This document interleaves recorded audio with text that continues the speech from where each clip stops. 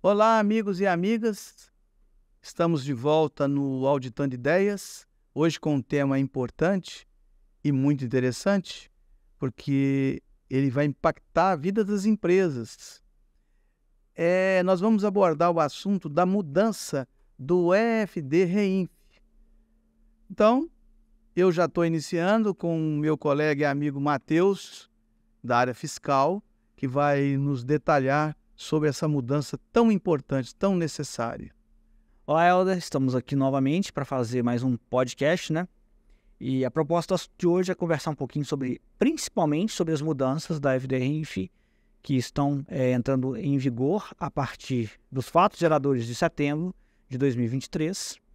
E nós nos sentimos responsáveis por até transformar isso aqui num comunicado aos nossos clientes, porque aqui nós vamos trazer algumas orientações que são importantes. De pronto, eu gostaria que você detalhasse o que significa para o nosso público em geral, o que significa a EFD-REINF.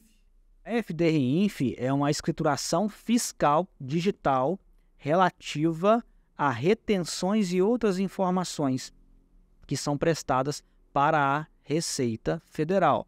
Então, inicialmente ela foi criada para alimentar e incluir algumas informações no E-Social. E aí estou falando sobre retenções, para ficar de uma forma prática. Fatos geradores sujeitos à retenção do INSS. Um exemplo, quando você contrata um serviço e você tem uma nota fiscal que é emitida para você, você paga essa nota fiscal e tem ali uma retenção de INSS. Esse é um exemplo básico, sim, prático do dia a dia. E também tivemos agora, a partir de setembro de 2023, a inclusão, a exigência de outras informações que anteriormente estavam sendo exigidas na DIF e são relativas a retenções de imposto de renda, PIS, COFINS e contribuição social. Então, essas informações, elas vão para onde? Elas vão alimentar o quê? Elas vão alimentar o E-Social, elas vão alimentar o DCTF Web e também a malha fina da Receita Federal. Essa mudança, ela realmente veio meio que impactar pela minha ótica, né? Mesmo o nosso trabalho, nosso serviço diário aqui na contabilidade, na Concor, né? E, de certa forma, ela vai dificultar um bocadinho, nós temos que planejar muito mais, principalmente na pessoa fixa, nós vamos abordar aqui. Mas, inicialmente, para a gente já entrar no tema, eu queria que você me dissesse aqui qual a finalidade, já que nós estamos falando de EFD-REINF, qual é a finalidade dos eventos F4000?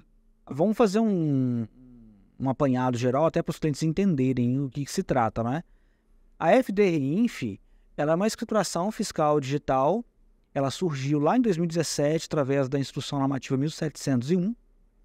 Ela sofreu algumas alterações ao longo do tempo, eu estou resumindo. Depois veio a ser revogada pela Instrução Normativa 2043 de 2021. E ali, ela basicamente veio para alimentar inicialmente o E-Social, com as retenções de INSS sobre prestação de serviços tomados, sobre os contribuintes que apuram a contribuição previdenciária pela CPRB, enfim.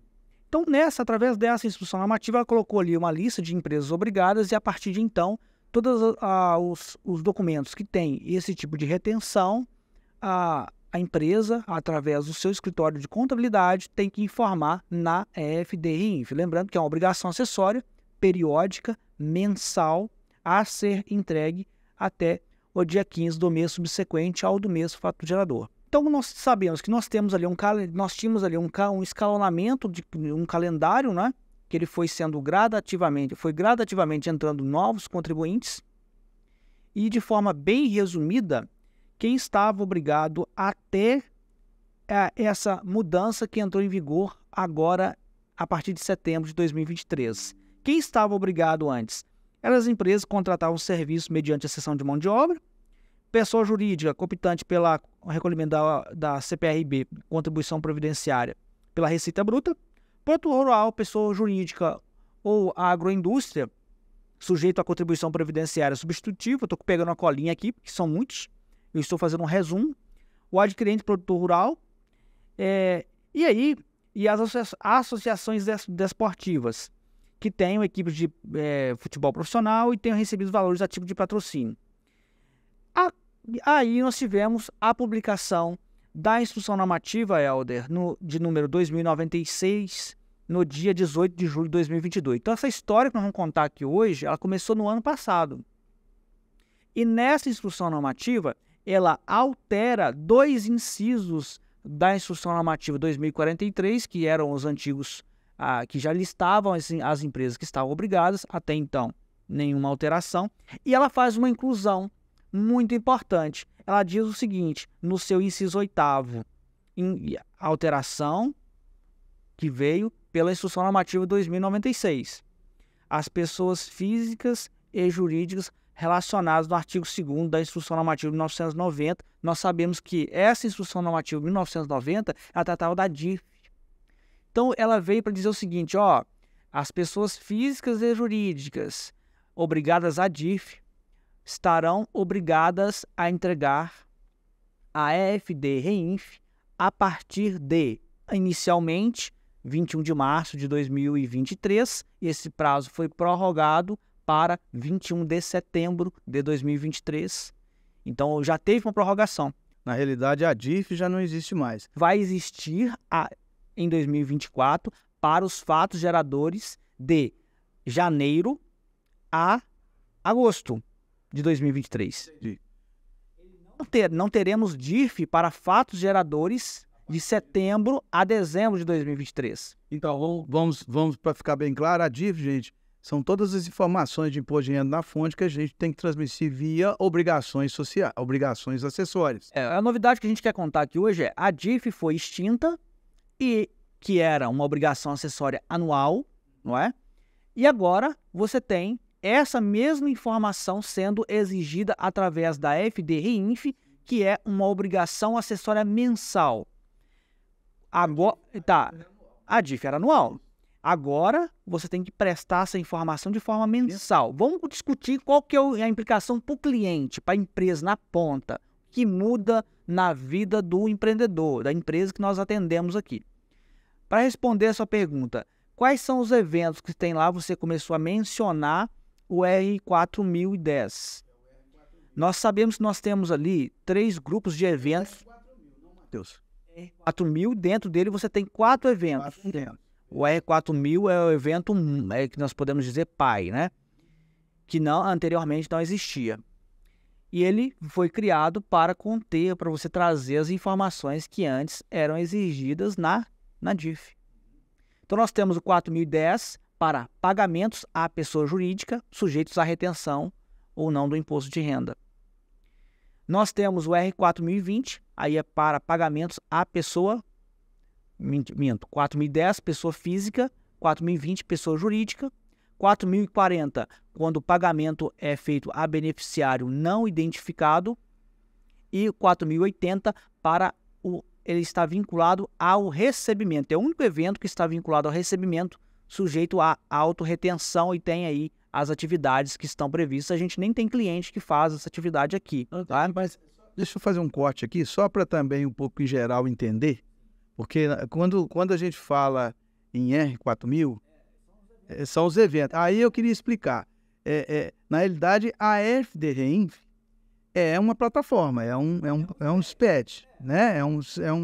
Então, esses Rs 4000, 4010 e tudo são as classificações de cada imposto, de cada sequência de informações que vem de várias fases que tem a retenção do imposto de renda. Exato. Se eu fiz um pagamento à pessoa física sujeito à retenção do imposto de renda, é 4010.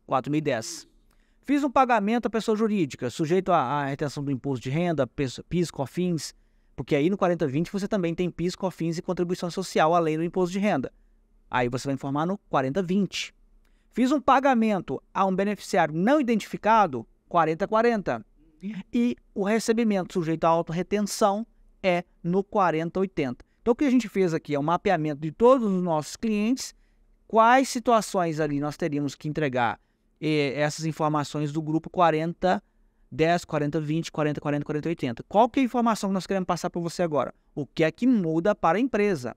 Lembrando, nós estamos tratando de uma extinção de uma obrigação acessória que antes era anual para uma obrigação acessória que é mensal. Muito mais trabalhoso, mais detalhado.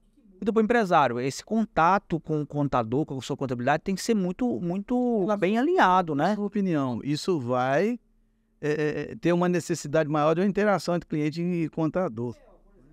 Aquele empresário que ele tem sempre a necessidade de ter distribuição de lucro. Lembrando que a gente faz muito planejamento tributário, que vocês já viram em nossas lives, principalmente na Concor, planejamento tributário da pessoa jurídica, mas também tem o da pessoa física.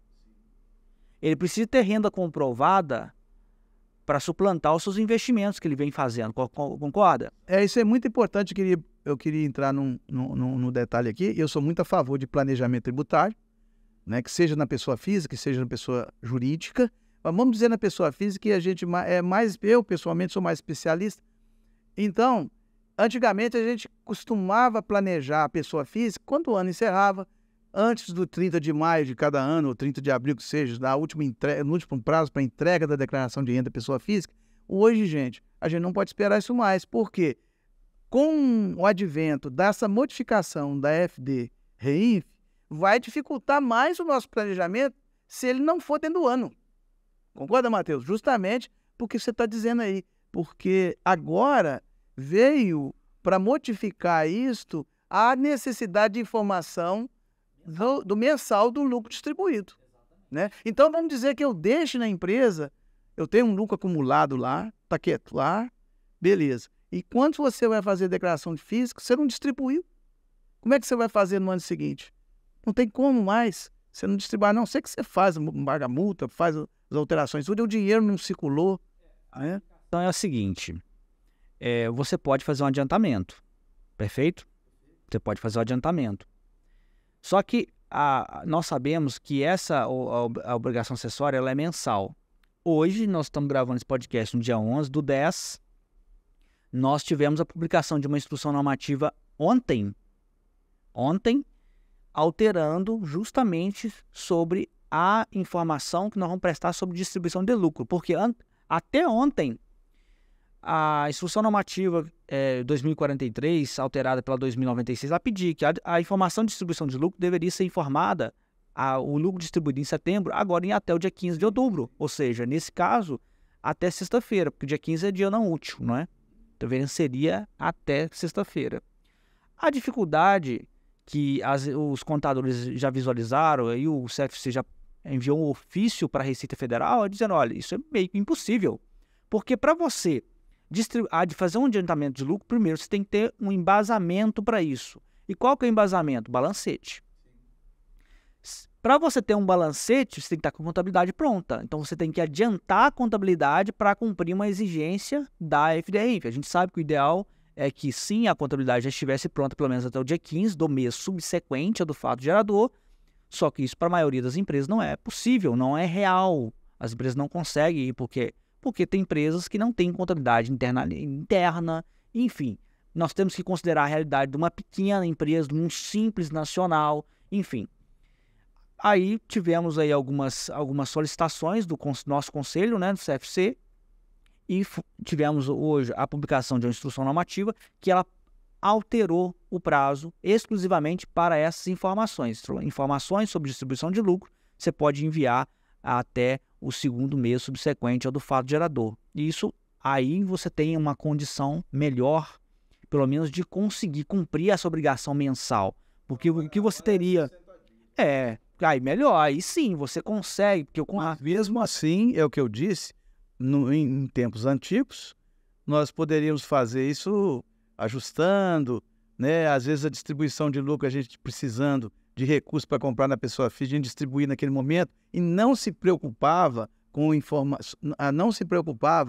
as informações, as obrigações acessórias, né? Que é anual. Então, hoje nós temos que preocupar em fazer o planejamento da pessoa física, que estou me referindo, já dentro do ano, especificamente em meses... especificamente e no máximo bimestral, para justamente ter condição de incorporar uma eventual distribuição de lucro que você não tensionava lançar naquele mês, você vai ter que lançar, fosse o seu planejamento. Aí qual que é a implicação? Detalhe, aí a vírgula que está lá dentro que pouca gente vê. No artigo 4º dessa instrução normativa, eu sempre falo de instrução normativa, porque a gente tem que trabalhar com lei. Baseado em quê? É porque o Helder está falando, é com o Matheus? Não, é por causa da lei. A lei, se você consultar lá, você vai ver que se a gente está falando verdade ou mentira. O artigo 4º dessa lei diz que se não houver fato gerador, não precisa informar. Então vamos supor que, seguindo essa sistemática antiga que esse cliente, que esse empresário usava de procurar o contador apenas uma vez por ano, ele chega para o contador no final de 2023 ou em 2024, olha, eu preciso distribuir lucro em todos os meses do ano aí, porque eu preciso de um valor alto. Ah, peraí, ué, eu não tive, você não me passou que precisava de distribuição de lucro, você não me informou sobre o seu planejamento financeiro pessoal. Sim. Eu não tinha fato gerador para entregar, então eu não entreguei.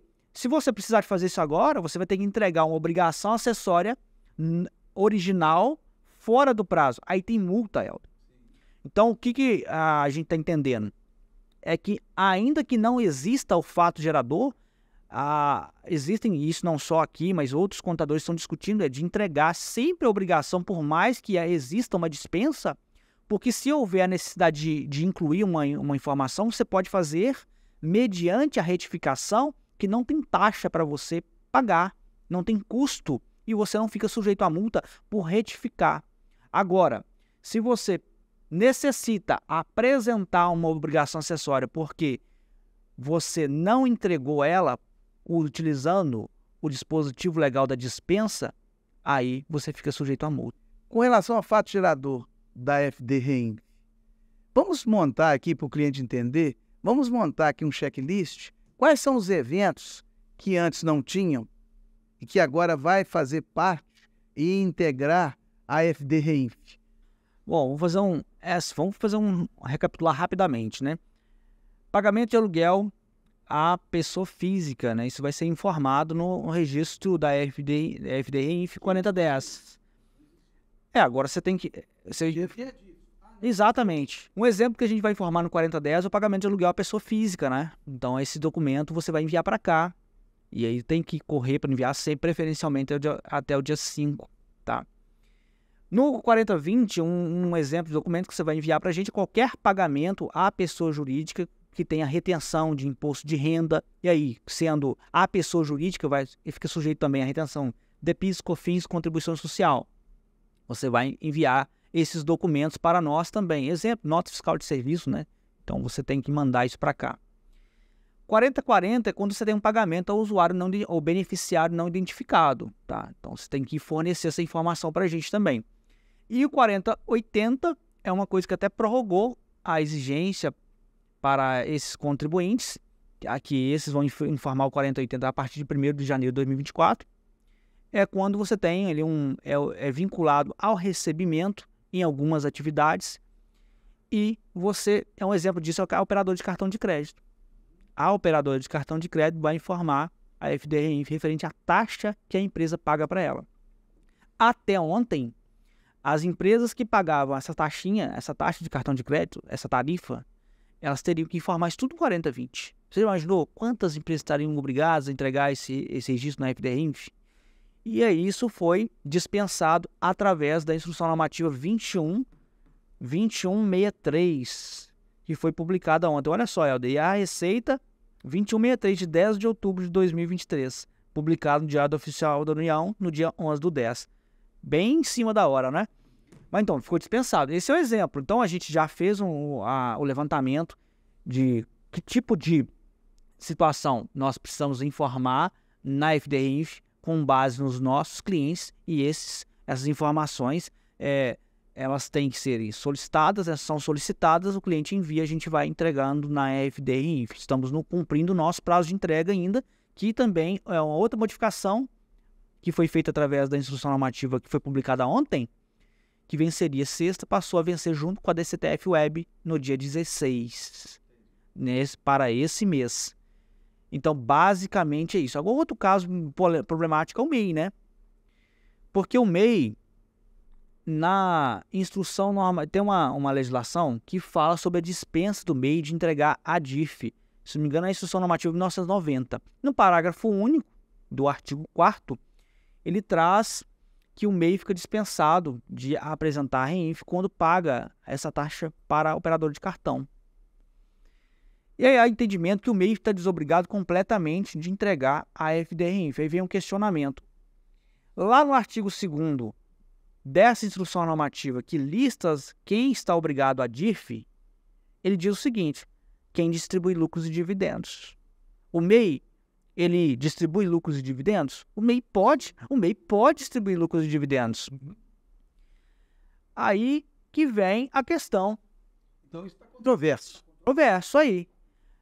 Assim, se você analisar o que tem na legislação, Helder, o MEI ele fica obrigado a entregar REINF sim, tá? Vou olhar na raiz da instrução normativa. Exatamente. Por quê? Porque lá a dispensa que existe no parágrafo único, ela é objetiva. Então cabe a nós aqui acompanhar, ver os acontecimentos e voltar a informar aqui sobre essa questão específica do MEI. Não houve ainda um parecer da Receita Federal a respeito, mas é uma questão controversa que há entendimentos contrários.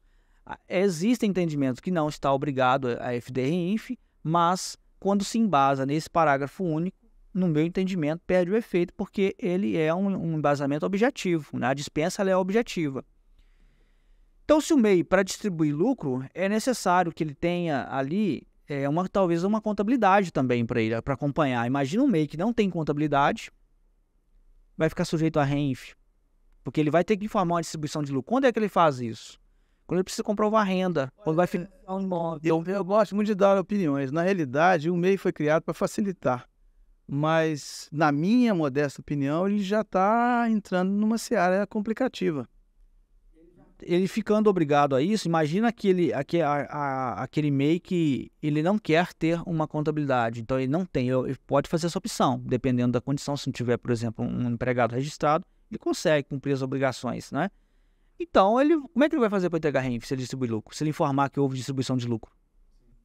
Então, é uma informação controversa, e aí a gente vai aguardar um posicionamento da Receita Federal até para poder posicionar os nossos clientes. Mas, a princípio, a informação, existe uma diferença de informação, alguns dizendo que está obrigado, outros dizendo que está dispensado. Com relação às empresas que têm matriz e filial, como deve ser entregue a FDRINF? Deve ser entregue a FDRINF dos fatos geradores que ocorrerem tanto na matriz quanto na filial. Então, o que a gente tem dentro da norma é uma possibilidade de fazer a entrega centralizada somente pela matriz ou informando separadamente pelos estabelecimentos filiais, tá certo? Mas qualquer fato gerador ocorrendo na matriz ou em suas filiais devem ser informados. Uma dica interessante é quando a matriz está sobre a responsabilidade de um profissional contábil e uma filial ou outras filiais está sobre a responsabilidade de outro profissional. Então, tem que ter uma sinergia aí para enviar essas informações de forma consolidada e não haver um furo, né? Porque senão você fica prejudicado. Nós entendemos com relação à matriz e filial, principalmente aquelas empresas que mantêm um contador para a matriz e um outro contador para a filial, né? No caso da periodicidade da entrega desses eventos, qual a periodicidade? Mensal até o dia 15 do mês subsequente. Nós temos agora a previsão que vai, se cair em dia não útil, posterga, antes antecipava. E você, referente aos fatos geradores que se referem à distribuição de lucro, você tem um prazo maior de dilação que você vai entregar até o dia 15 do segundo mês subsequente ao do fato gerador. Para esse tipo de fato gerador, você tem uma dilação, tem um prazo maior. Para os demais, permanece o prazo original, que é entregar no dia 15. Vamos colocar no modo popular, no dia 15 do mês subsequente. Ou seja, um fato gerador de novembro entrega até o dia 15 de outubro, não é? Para não ficar falando, nesse caso vai adiantar. A gente sabe que sempre vai seguir agora o prazo de entrega da D7F Web. Então é mensal, gente, é mensal, tá? A distribuição de lucro é a única que tem um prazinho maior, mas os demais fatos geradores, que são as retenções de pagamento à pessoa física e pagamentos à pessoa jurídica, que tem retenção de imposto de renda, contribuição social, PIS e COFINS, sempre mensal. Por hoje, nós tentamos, até nós nos alongamos muito a respeito, tentamos passar de forma mais simples possível, embora muitas vezes não tenha condição, porque a linguagem tem que ser técnica mesmo, não permite. Lembrando sempre a vocês para não esquecer de se inscrever no nosso canal Auditando Ideias, para que a gente consiga atingir mais público e nos motive ainda mais a trabalhar nessas informações, para que vocês fiquem mais tranquilos e também adquiram o conhecimento das coisas, das necessidades, e não pequem por desinformação, não é? Então, não dá um like lá no nosso canal. Nós estamos no YouTube, nós estamos no TikTok, nós estamos no Instagram.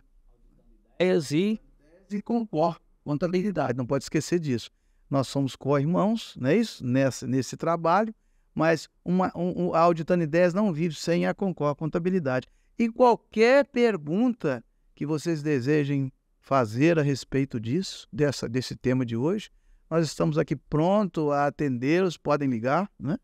E nós vamos tentar resolver e, vamos dizer, dirimir alguma outra dúvida que restou a partir das nossas informações hoje transmitidas aqui no canal, né?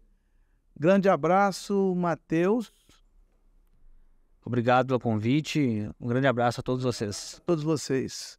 Olá, amigos. Primeiramente, quero agradecer a todos que nos acompanham. Ao mesmo tempo, pedir que continuem assistindo os nossos conteúdos nas redes sociais. Deixem suas dúvidas nos comentários. Curtam, se inscrevam e compartilhem. Um grande abraço e muito obrigado.